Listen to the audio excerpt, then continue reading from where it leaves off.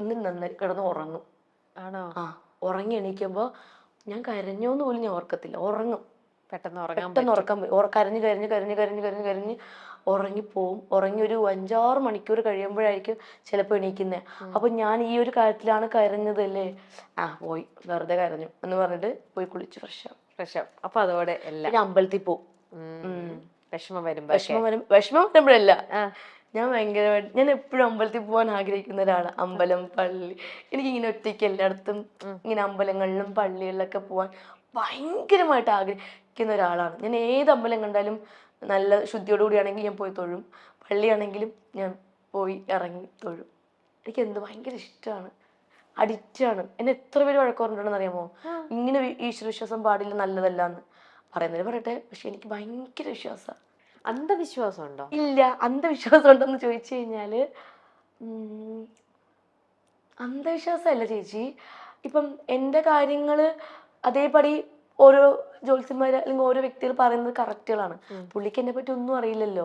പുള്ളിക്ക് എങ്ങനെ അറിയാം എൻ്റെ കാര്യങ്ങൾ, എൻ്റെ ഉള്ളിലുള്ള കാര്യങ്ങൾ എങ്ങനെ അറിയാൻ പറ്റുന്നു, എൻ്റെ ലൈഫിൽ നടക്കുന്ന എൻ്റെ ഫ്യൂച്ചർ കാര്യങ്ങളും പാസ്റ്റ് കാര്യങ്ങളൊക്കെ പുള്ളിക്ക് എങ്ങനെ അറിയാം? അതാണ് ഞാൻ ചോദിക്കുന്നത്. ഒരു ബന്ധമില്ലാത്ത ഈ ഒരു ഫീൽഡുമായിട്ട് ഒരു ബന്ധവും, ഞാൻ ആർട്ടിസ്റ്റ് എന്ന് പോലും അറിയാത്ത ആളായിരിക്കും. ഇങ്ങനെ ഉണ്ടായിരുന്നില്ലേ, ഇങ്ങനെ അല്ലേ, അല്ലെങ്കിൽ ഈ കുട്ടിയുടെ ഇതിൽ ഇങ്ങനെ നടന്നിട്ടില്ലേ, ഈ കുട്ടി ഇങ്ങനെ അങ്ങനെയൊക്കെ പറയുമ്പോൾ എനിക്കതൊക്കെ ഭയങ്കര വിശ്വാസമാണ്. അന്ന് കാണുന്നവർ വിചാരിക്കും ഇതൊക്കെ എന്താ പോവണ്ട എന്ന് പറയും, പക്ഷെ ഭയങ്കര വിശ്വാസമാണ്. പിന്നെ എനിക്ക് ദൈവത്തെ ഭയങ്കര വിശ്വാസമാണ്, ഭയങ്കര വിശ്വാസമാണ്. ഇഷ്ടദൈവം ആരാ? എനിക്ക് പത്മനാഭസ്വാമി ഇഷ്ടമാണ്. എനിക്ക് എല്ലാ ദൈവങ്ങളും ഒരുപോലെയാണ്.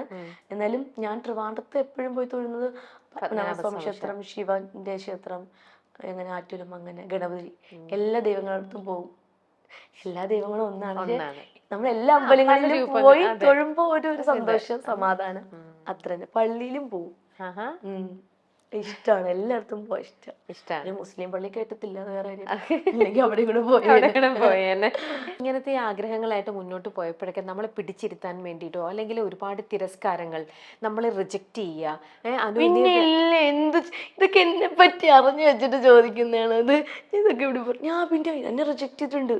അപ്പൊ അതെങ്ങനെയാണ് ഇത്രയും വളരെ സോഫ്റ്റ് ആയിട്ടുള്ള അനു അങ്ങനത്തെ സിറ്റുവേഷൻ? ഞാൻ ചേച്ചി ഇപ്പൊ കുറച്ചെങ്കിലും ബോൾഡ് ആയത് എന്താന്ന് വെച്ചാൽ, ഇപ്പം ഈ സ്റ്റാർ മാജിക് എന്ന് പറഞ്ഞ ടമാർക്കട എന്ന് പറഞ്ഞ പ്രോഗ്രാം വന്നതിന് ശേഷം. അതിന് മുന്നേ എന്ന് പറഞ്ഞു കഴിഞ്ഞാലും ഞാൻ ഇതുപോലെ ഭയങ്കര കരയുന്ന ആളൊക്കെ തന്നെയാണ്. ഞാൻ എന്ന് പറഞ്ഞാൽ ഞാൻ അഭിനയിക്കുന്ന സമയത്ത് ആരാണെന്നൊന്നും ഞാൻ പറയില്ല, ഒരാള് ഈ ഇൻഡസ്ട്രിയിൽ ഞാൻ 11 വർഷമേ വന്നിട്ടുള്ളൂ. 1-2 പേര് മാത്രം മോശമായിട്ടൊക്കെ ചെറിയ രീതിയിലൊക്കെ സംസാരിച്ചിട്ടുള്ളൂ. അത് കൊടുക്കേണ്ട രീതിയിൽ ഞാൻ കൊടുത്തിട്ടുമുണ്ട്. ഒരാൾ എന്നെ കഥ എഴുതാൻ വിളിച്ചു, കൂടെ ഇരുന്ന് കഥ എഴുതുമെന്ന്. ഭയങ്കര വലിയ കാര്യമില്ല ഒരാൾക്ക് കഥ എഴുതുമ്പോൾ കൂടെ ഇരിക്കുക എന്നുള്ളത്. ആ സമയത്ത് ഞാൻ അങ്ങനെ ചിന്തിക്കുന്നുള്ളൂ. ഞാൻ പറഞ്ഞു ആ ശരി സാർ, ഞാൻ വരാം. പക്ഷെ പുള്ളി വേറെ രീതിക്കാണ് ചിന്തിക്കുന്നത്, മനസ്സിലായി? അപ്പോൾ ലൗഡ് സ്പീക്കർ ഇട്ട് അച്ഛൻ നമ്മുടെ മുന്നിൽ ഇരുന്ന് സംസാരിച്ചപ്പോഴാണ് അവർ പറയുന്നത് അതാണ് ഉദ്ദേശം, നിനക്ക് അറിയാത്തതുകൊണ്ടാന്ന് പറഞ്ഞ് വിളിച്ച് വഴക്ക് കൊടുത്തു. പിന്നെ അറിയുന്നത് ആ പുള്ളി ആ ഒരു ചാനലിൻ്റെ ഹെഡായി മാറിയെന്ന്. പിന്നെ ആ ചാനലിൽ വരുന്ന സീരിയലെല്ലാം പുള്ളി എന്നെ അങ്ങ് റിജക്റ്റ് ചെയ്ത് വിടുക ചേച്ചി. പിന്നെയാണ് അറിയുന്നത് വിളിക്കുന്ന ആ കൺട്രോളർ പറയുന്നത്, സ്നേഹം കൊണ്ട് പറയുന്നത്, പിന്നെ പറയുന്നത് ഇന്ന ആളാണ് പറഞ്ഞ് അനുവിനെ മാറ്റിച്ചേന്ന്. ഞാനുണ്ടല്ലോ, ഞാൻ ഈ സീരിയലിൽ കയറാൻ വേണ്ടിയിട്ടൊക്കെ ഒരുപാട് നായകൻ്റെ അനിയത്തിയാണ് കൂടുതലും ചെയ്തിട്ടുള്ളത്. ആ സമയത്തൊക്കെ ഞാൻ എൻ്റെ കുറേ കോസ്റ്റ്യൂമൊക്കെ എടുത്ത്, ഡ്രസ്സൊക്കെ എടുത്ത് വെച്ച്, തുണിയെടുത്ത് സ്റ്റിച്ച് ചെയ്ത് എല്ലാം വെച്ചിട്ട് പൊട്ടിക്കെട്ടി എല്ലാം റെഡി ആയിട്ട് വയ്ക്കുമ്പോഴാണ് പറയണത് വിളിക്കുന്നില്ല ഷൂട്ടിന് വേണ്ടി. അപ്പോഴാണ് പറയുന്നത് അത് ചാനലിൽ നിന്ന് പറഞ്ഞു അനുവിന് ഹൈറ്റ് കുറവാണ്. ഹൈറ്റിൻ്റെ പ്രശ്നത്തിൽ പോയിട്ടുണ്ട് കേട്ടോ. ഹൈറ്റ് കുറവാണ്, അനുവിനെ റിജക്റ്റ് ചെയ്യണമെന്ന് പറഞ്ഞു. അങ്ങനെ കുറേ ഈ ഒരു വ്യക്തി കാരണം എൻ്റെ കുറേ വേഷങ്ങൾ പോയി. സാരമില്ല, അതിനെ കഴിഞ്ഞ് നന്നായിട്ട് വേഷങ്ങൾ ചെയ്തു. അങ്ങനെ ആ വ്യക്തി ഇടയ്ക്ക് ഞാൻ കണ്ടു, എന്നിട്ട് മിണ്ടിയില്ല. ഞാൻ ചിരിച്ച് സാറിന്ന് ഞാൻ വേറെ ഉദ്ദേശത്തിലൊന്നുമില്ല. ഞാൻ അന്ന് ഇത്രയും വർഷത്തിന് ശേഷം അദ്ദേഹത്തിനെ കണ്ടിട്ട് സാർ മിണ്ടിയിട്ടില്ല ചേച്ചി, ഇങ്ങനെ പോകുന്നു. അപ്പൊ നിനക്ക് എങ്ങനെയാ അനുവിന് അദ്ദേഹത്തിന്റെ അടുത്ത് ചിരിക്കാൻ തോന്നുന്നത്? ചേച്ചി നമ്മള് നമ്മൾ എന്തിനാ ചേച്ചി അത് നമ്മളത് കളഞ്ഞില്ല. ചിലപ്പോൾ അയാളുടെ ആ ഒരു സമയത്ത് തോന്നിയതായിരിക്കാം.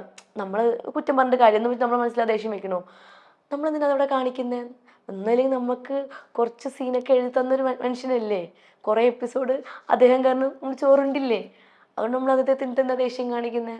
അതുകൊണ്ട് ഇത്രയും വർഷമായില്ലേ, പുള്ളിക്കാരനെ കണ്ടപ്പം പുള്ളിക്കാരൻ എന്നെ മൈൻഡ് ചെയ്യാണ്ട് എനിക്കത് വിഷമമായി. വിഷമായി. ഞാൻ പറയുകയും ചെയ്തു, ഇതെന്തിനെ കണ്ടിട്ട് മൈൻഡ് ചെയ്യാത്തത്. പാട്ട് ഞാൻ ഇപ്പൊ ആലോചിച്ചപ്പോ അയാൾ എന്താ, ഞാൻ ഇപ്പഴും അതിനുശേഷം പിന്നെ ചിന്തിച്ചില്ല എന്തുകൊണ്ട് പുള്ളി എന്നെ കണ്ടിട്ട് മൈൻഡ് ചെയ്തില്ല. പിന്നെ വേറെ കുറെ കാര്യങ്ങൾ മനസ്സിൽ കിടക്കണല്ലോ സന്തോഷമുള്ളത്, അതോട് അങ്ങ് പോയി. അപ്പൊ ഇനിയും പുള്ളിനെ കണ്ടാനും മിണ്ടാൻ പോവോ? ചിരിക്കും. നമ്മളെന്തിനാ ചിരിക്കാതിരിക്കണം? ചിരിക്കും. ആ സർ ഇങ്ങനെ ചിരിക്കണോ ചിരിക്കണ്ടേ എന്നുള്ളത് അദ്ദേഹത്തിന് ഇഷ്ടമാണ്. വേണമെങ്കിൽ കാണിക്കട്ടെ, നമ്മുടെ ഭാഗം നോക്കി നിന്ന പോരെ. അത്രയൊക്കെ. ഇനി അനുവിന്റെ ഇപ്പത്തെ വലിയ സ്വപ്നങ്ങൾ എന്തൊക്കെയാ? അങ്ങനെ വലിയ സ്വപ്നങ്ങളൊന്നുമില്ല. ഒരൊറ്റ സ്വപ്നമുണ്ട്, സിനിമ ചെയ്യണമെന്ന് ഭയങ്കര ആഗ്രഹമാണ്. നല്ല സിനിമ ചെയ്യണം, നല്ല ക്യാരക്ടർ ചെയ്യണം, നല്ലൊരു നടൻ്റെ കൂടെ അഭിനയിക്കണം. ചെറിയ ക്യാരക്ടറാണെങ്കിൽ കുഴപ്പമില്ല, പക്ഷെ നല്ലൊരു ആ ക്യാരക്ടർ നല്ലതായിരിക്കണം. നന്നായിട്ട് ചെയ്യാൻ പറ്റുന്ന, പെർഫോമൻസ് ചെയ്യാൻ പറ്റുന്ന ഒരു ക്യാരക്ടറാണ്. ഒറ്റ സീനാണെങ്കിലും കുഴപ്പമില്ല, ചെയ്യാൻ പറ്റണം. എന്നിട്ട് എൻ്റെ അച്ഛനും അമ്മയും ഒക്കെ കൊണ്ടിരുത്തിയിട്ട് തിയേറ്ററിലിരുന്ന് അവരെ കൂടെ ഇരുന്ന് ആ സിനിമ കാണണം. അതാണ് എൻ്റെ ഏറ്റവും വലിയ സ്വപ്നം. അപ്പൊ അനു പറഞ്ഞു പൊക്കമില്ലാതെ അനുവിന് പല അവസരങ്ങളും നഷ്ടപ്പെട്ടിട്ടുണ്ട്. ഇന്നിപ്പോ നമ്മുടെയൊക്കെ അറിയാം, പൊക്കമില്ലെങ്കിലും ക്യാമറ ടെക്നിക്സ് വെച്ചിട്ടൊക്കെ ഓരോ ആംഗിളിൽ നിന്നൊക്കെ ഫോട്ടോ അങ്ങനെയൊക്കെ ഓരോന്നും ചെയ്യുന്നുണ്ടല്ലോ. പിന്നെ നല്ല ഹീൽസ് ഇടുക, ചിലരൊക്കെ ചില സീൻസിലൊക്കെ എനിക്കറിയാം പൊക്കമില്ലെങ്കിൽ പോലും സ്റ്റൂൾ ഇട്ടിട്ടാണ് ചില സീനിലൊക്കെ ചെയ്യുന്നത്. ഹൈറ്റ് ഉള്ള ഹീറോ ഉണ്ടാവും. അപ്പൊ ചിലപ്പം അവിടെയൊക്കെ എത്രയോ നേരമുണ്ട് നമ്മുടെ ഈ നായകന്മാർക്ക് പൊക്കം കുറവാണെങ്കിൽ ഇങ്ങനെ സ്റ്റൂളൊക്കെ വെച്ചിട്ട് ചില സീൻസ് ഒക്കെ എല്ലാം ചെയ്തിട്ടുണ്ട്. ഇപ്പം ഹൈറ്റിന്റെ പ്രശ്നത്തിലല്ല കാര്യം, നന്നായിട്ട് പെർഫോമൻസ് ചെയ്യാന്നുള്ളതാണ് കാര്യം. പണ്ട് ഇൻഡസ്ട്രിയിൽ വന്ന സമയത്ത് ഹൈറ്റിന്റെ പ്രശ്നത്തിൽ ഒരുപാട് പേര് എന്നെ കളിയാക്കിയിട്ടുണ്ട്. ഇപ്പോഴും കളിയാക്കുന്നവരുണ്ട്, ഞാൻ മൈൻഡ് ചെയ്യാറില്ല. പക്ഷെ പണ്ട് എന്നെ ഒരുപാട് പേര് കളിയാക്കിയിട്ടുണ്ട്. ഹൈറ്റ് കുറവാണ്, അതാണ്, കുള്ളത്തിയാണ്, ഗുണ്ടാണ്, അതാണ്. അപ്പോഴേ ഞാൻ കുറേ കരഞ്ഞിട്ടുണ്ട്.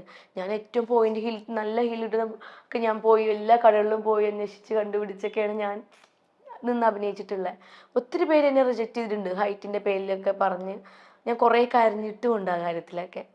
പക്ഷേ ഇപ്പം ഞാൻ മനസ്സിലാക്കുന്ന ഒരു കാര്യമാണ്, ഹൈറ്റോ കളറോ ഒന്നുമല്ല കാര്യം, നമ്മുടെ പെർഫോമൻസിലാണ് കാര്യം. പക്രു ചേട്ടനോ? ഇല്ല, ഞാൻ ചോദിക്കട്ടെ, ഇപ്പോൾ ഹൈറ്റിൽ എന്താണ്? ഞാൻ ഇപ്പോഴും ചിന്തിക്കും, ഹൈറ്റിലൊക്കെ എന്തിരിക്കും? നമുക്കൊരു അസുഖം വന്നാൽ തീരാവുന്നേ ഉള്ളൂ, ഈ ഹൈറ്റും വെയിറ്റും അല്ലെങ്കിൽ കളറും സൗന്ദര്യവും എല്ലാം. അതുകൊണ്ട് ഞാനതൊന്നും നോക്കാറില്ല. പിന്നെ ഞാനിപ്പോൾ എൻ്റെ ഹെൽത്ത് നോക്കുന്നുണ്ട്, എൻ്റെ സൗന്ദര്യം സൂക്ഷിച്ച് നന്നായിട്ട് കൊണ്ടുപോകുന്നു. അത് ഈ ഒരു ഫീൽഡ് ആയതുകൊണ്ട് മാത്രം, പിടിച്ചു നിൽക്കാൻ വേണ്ടി മാത്രം ഞാൻ കൊണ്ടുപോകുന്നു. അത്ര. എന്തൊക്കെയാ ചെയ്യുന്നത്? നന്നായിട്ട് 2 നേരം കുളിക്കും. കുളിക്കും. 2 നേരം ഒന്നും കുളിക്കത്തില്ല ചേച്ചി, ഉള്ള കാര്യം പറയല്ല. മുടി നമ്മൾ ഡെയിലി കുളിച്ചു കഴിഞ്ഞാൽ നമ്മളെ മുടി കൊഴിയുമെന്ന് ഞാൻ പഠിച്ചു. അതുകൊണ്ട് ഞാൻ ആഴ്ചയിൽ, എനിക്ക് എന്നും കുളിക്കാൻ ഭയങ്കര ഇഷ്ടമാണ്. എന്നാലും ആഴ്ചയിൽ 3 ദിവസം ഞാൻ തല കഴുകുള്ളൂ. പിന്നെ ഷൂട്ടിനൊക്കെ പോയിട്ട് വരണമെങ്കിൽ ഞാൻ മസ്റ്റായിട്ട് കഴുകും. കാരണം നമ്മൾ സ്പ്രേയും നമ്മൾ അത്രയ്ക്ക് തലയിൽ കെമിക്കൽ പോകുന്നതല്ലേ. അതുകൊണ്ട് ഞാൻ അങ്ങനെ വാഷ് ചെയ്യും. രാവിലെയും വൈകിട്ടൊന്നും നോക്കാറില്ല. പിന്നെ വീട്ടിൽ നിൽക്കുന്ന ഒരു ആഴ്ച ഫുള്ളും വീട്ടിൽ നിൽക്കുന്ന ദിവസങ്ങളാണെങ്കിൽ ആഴ്ചയിൽ 2 ദിവസം 3 ദിവസം മാത്രമേ ഞാൻ തല കഴുകൂ. നന്നായിട്ട് ഹോട്ട് ഓയിൽ ചെയ്ത് സ്പാ കൊടുത്ത്. അങ്ങനെ സ്പാ ഇന്ന് ചെയ്യുകയാണെങ്കിൽ ഞാൻ ഒരാഴ്ചത്തേക്ക് തല കഴുകത്തില്ല. നല്ല സ്മെല്ലല്ലേ ആ സ്പായുടെ മണം.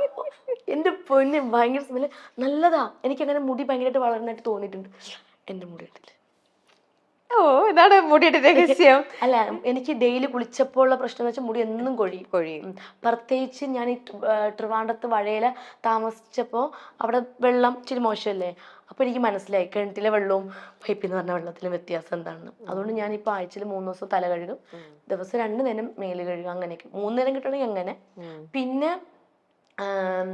നല്ല ഭക്ഷണങ്ങൾ കഴിക്കും, നന്നായിട്ട് വെള്ളം കുടിക്കും. 3 ലിറ്റർ വെള്ളമെങ്കിലും കുടിക്കാൻ ഞാൻ ശ്രമിക്കും. അല്ലെങ്കിൽ അമ്മ കുടിപ്പിക്കും, അമ്മ ഉണ്ടെങ്കിൽ അമ്മ കുടിപ്പിക്കും, ചേച്ചി കുടിപ്പിക്കും. ഇവർ 2 പേരാണ്. എനിക്ക് 2 അമ്മമാരാണ് കേട്ടോ, ചേച്ചിയും. ഞാൻ ഇതുവരെ ഞാൻ പറഞ്ഞിട്ടില്ല ഒരിടത്ത്. അവൾ കേൾക്കുമ്പോൾ ഭയങ്കര സന്തോഷം തോന്നും. 2 അമ്മമാരാണ്, അമ്മയും മാളും എന്ന് പറയുമ്പോൾ എന്നെക്കാൾ 2 വയസ്സിന് മൂത്തതാണ്. അവൾ എനിക്ക് അമ്മയെ പോലെ.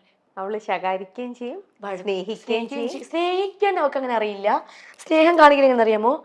അത് ചെയ്യ്, ഇത് ചെയ്യ്, എടി അങ്ങനെ ചെയ്ത് കഴിക്കുക കൊച്ച്, ഇത് ചെയ്യ്, അങ്ങനെ എന്ന് പറഞ്ഞാൽ നല്ലത് പറഞ്ഞുതരും. മനസ്സിലായില്ല? അങ്ങനെ. അല്ലാതെ മക്കളെ മോളെ ഒന്നും എന്നെ വിളിക്കാറില്ല, ഉമ്മ പോലും തരാറില്ലല്ലോ ചേച്ചി എനിക്ക്. ഇതുവരെ എനിക്കൊരു ഉമ്മ വന്നിട്ടില്ല.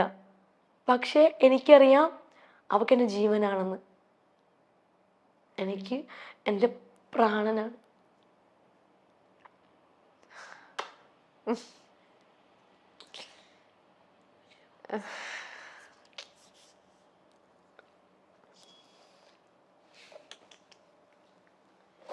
അടുത്ത ക്വസ്റ്റ്യൻ ചോദിക്കൂ.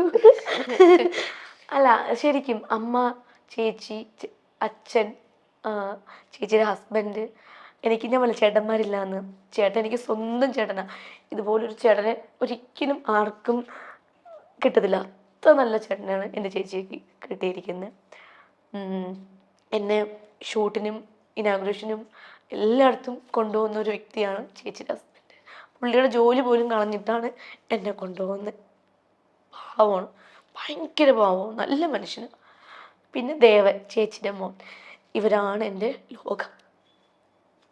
ഇവർക്ക് വേണ്ടിയാണ് ഞാൻ അനുക്കുട്ടി. ഇല്ല ഇല്ല ഇല്ല, ഇതിപ്പോ ശരിയാവും, ഇപ്പൊ ശരിയാവും, ഇപ്പൊ ശരിയാവും, ഇപ്പൊ ശരിയാവും. അനുക്കുട്ടി, Okay ആയി, ഞാൻ ഞാൻ കുറെ okay ആയി. കരയുന്നു. Okay ആയി. ഞാൻ ഇങ്ങനെയാണ്. എന്തൊരു നല്ല കുട്ടിയത്, Okay ആയി, ഞാൻ okay എന്തൊരു നല്ല മനസ്സാത്. okay ആയി. അനുവിന് വേണ്ടിട്ട് ഞാൻ പറയാം. അനുവിന്റെ ചേച്ചി അനുവിനെ ഇനി കാണുമ്പോ ഇതുപോലെ കെട്ടിപ്പിടിച്ച്, ഞാൻ എവിടെ ഉമ്മ വേണ്ടേ, ഇവിടെ ഞാൻ എന്റെ ലിപ്സ്റ്റിക് വെച്ച് തരട്ടെ. കുഴപ്പമില്ല. ലിപ്സ്റ്റിക് ആവോ? ഒരുപാട് ലിപ്സ്റ്റിക് ഇട്ടിട്ടുണ്ട്. ഞാൻ നിന്നോട്ടെ. ഇതുപോലെ ചേച്ചി ഓടി വന്ന് കെട്ടിപ്പിടിച്ചൊരു ഉമ്മ കൊടുക്കും കേട്ടോ, തരും. അപ്പൊ എനിക്ക് താങ്ക്സ് തരണം. എനിക്ക് അപ്പൊ കാണുമ്പോ എനിക്ക് two ഉമ്മ ഞാൻ തരണം. വിളിച്ചു പറയാം. വിളിച്ചു പറഞ്ഞാ പോരെ, എനിക്കപ്പൊ 2 ഉമ്മ തരണം. തരാം. ചേച്ചി തന്ന ഉമ്മ എനിക്ക് പറഞ്ഞ, എനിക്ക് അത് വേണം കേട്ടോ. എന്ത് നല്ല സ്വീറ്റ് ആയിട്ടുള്ള കുട്ടിയാ. ഇതിനെ ആർക്കാ ഇഷ്ടമല്ലാതെ വരണ? ഇതിനെ കൂടെ കൂട്ടിക്കൊണ്ട് പോവാൻ ആർക്കും തോന്നില്ലേ? എന്റെ കൂടെ വരുന്നോ? എന്റെ കൂടെ എന്റെ വീട്ടിൽ കൊണ്ടുപോകായിരുന്നു ഞാൻ. ഇതിനെ ഇപ്പൊ എങ്ങനെ ആര്യ ആയിക്കോട്ടെ, പിന്നെ മുമ്പ് പറഞ്ഞ ആതിര. അയ്യോ, എന്റെ ലിപ്സ്റ്റിക് ഉണ്ടോ? കുഴപ്പമില്ല കുഴപ്പമില്ല. ബ്ലഷ് ആയിട്ട് അവിടെ കിടന്നോളും. ചെന്നിട്ട് കുളിക്കാനുള്ളതാ. അയ്യോടാ. അല്ല, എങ്ങനെ ഇതിനെ ഇഷ്ടപ്പെടാതിരിക്കുന്നതെന്ന് ഇപ്പൊ നിങ്ങക്ക് മനസ്സിലായില്ലേ? സ്റ്റാർ മാജിക്കിലൊക്കെ ചെയ്യുന്നതും ഇങ്ങനെ ഈ ഓടിച്ചാടി വെള്ളം പിടിച്ച് പിടി നടക്കണതൊക്കെ ജെന്യുവൻ ആയിട്ടുള്ള അനുവാണ് അല്ലേ? ഇങ്ങോടാ. താങ്ക് യു ചേച്ചി. എന്തൊരു സ്വീറ്റാ അനു. ശരിക്കും അനുവിനെ കാണുമ്പോ അനു ഇതൊന്നും ഫേക്ക് അല്ല, അനുവിന്റെ ഒറിജിനൽ ആണ് അനു ചെയ്യുന്നതും. അങ്ങനെ പറയല്ലേ, എന്താ കരച്ചിൽ വരും. പോട്ടെടാ, നീ ഒറിജിനൽ. എന്തെങ്കിലും സംസാരിക്കാം, നമുക്ക് വേറെ സംസാരിക്കാം. അനുവിനെ ഇപ്പൊ ബിഗ് ബോസ് നിന്ന് വിളിച്ച് ഞാൻ പോവും. ബിഗ് ബോസിന്ന് വിളിച്ചു കഴിഞ്ഞാൽ പറ്റുമോ അനുവിന്? നമുക്ക് പറ്റാത്ത എന്താ ഉള്ളേ? അങ്ങനെയല്ല, ഇത്രയും തൊട്ടാവാടിയാണ്. അത് ഇപ്പൊ പറഞ്ഞിട്ട് കാര്യമില്ലല്ലോ. ഇപ്പൊ ബിഗ് ബോസിൽ പോയി കഴിഞ്ഞു കഴിഞ്ഞാല് അവിടെ ഇപ്പം നമ്മളായിട്ട് നിക്കുക എന്നുള്ളതാണ് ഏറ്റവും. അഭിനയിച്ച് നിൽക്കുക, എത്ര അഭിനയിച്ച് നിന്നാലും നമ്മൾ തനി സ്വഭാവം അറിയാൻ പറ്റും. അതുകൊണ്ട് അഭിനയിച്ച് നിന്നിട്ട് ഒരു കാര്യമില്ല.